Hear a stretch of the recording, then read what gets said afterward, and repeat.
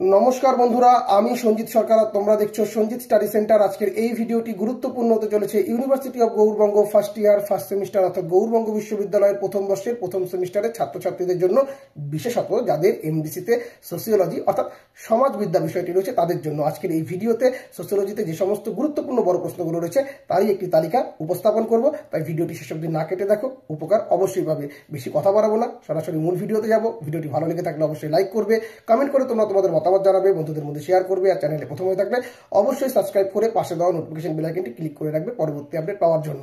তো চলো শুরু করা যাক আজকের এই গুরুত্বপূর্ণ ভিডিও। আর হ্যাঁ, যে সমস্ত ছাত্রছাত্রীরা পরবর্তী সেমিস্টার থেকে যদি আমার কাছে কেউ অনলাইনে বা অফলাইনে টিউশন পড়তে চাও বা নোটস নিতে চাও, নোটসের ক্ষেত্রে কিন্তু পেড করতে হবে, তারা অবশ্যই যোগাযোগ করতে পারো 7384384758 নম্বরে। তো চলো শুরু করা যাক আজকের এই গুরুত্বপূর্ণ ভিডিও।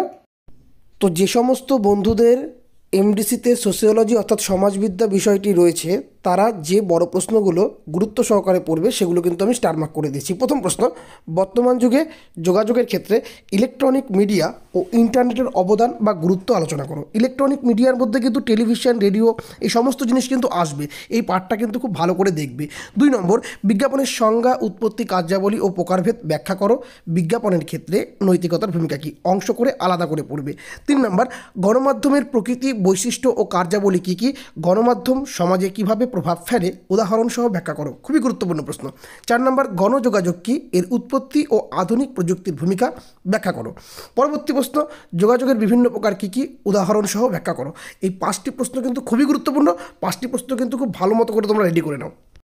পরবর্তী 6 নম্বর প্রশ্ন, ভারতের মিডিয়া হাউসের বিকাশ ও বৈশ্বিকীকরণের প্রভাব কীভাবে গণমাধ্যম ও যোগাযোগ ব্যবস্থাকে প্রভাবিত করেছে। 7 নম্বর, সাংস্কৃতিক অধ্যয়ন কীভাবে মানবিক ও সামাজিক বিজ্ঞানের সংযোগকারী ভূমিকা পালন করে।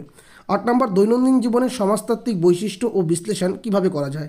9 নম্বর, মার্কেটিং ও বিজ্ঞাপনের গুরুত্ব ও ভূমিকা কী, বর্তমানে বিজ্ঞাপন শিল্পে প্রধান সমস্যা ও চ্যালেঞ্জগুলি বা বাধাগুলি কী কী। 10 নম্বর, পশ্চিমা বিশ্বে গণমাধ্যমের উদ্ভব কীভাবে হয়েছে। তো এই 10টি প্রশ্ন আমি দিলাম। তো এই প্রশ্নগুলো তোমরা ভালো করে রেডি করো, আশা করছি এখান থেকে তোমরা কিছু প্রশ্ন হয়তো কমন পেয়ে যাবে। তাই এই প্রশ্নগুলো তোমরা কিন্তু অবশ্যই ভালো করে রেডি করে নাও এবং তোমাদের পরীক্ষা যেন খুব ভালো হয় এই শুভকামনা জানিয়ে আজকের ভিডিও এখানে শেষ করছি। দেখা হবে অন্য কোনো ভিডিওতে। ধন্যবাদ।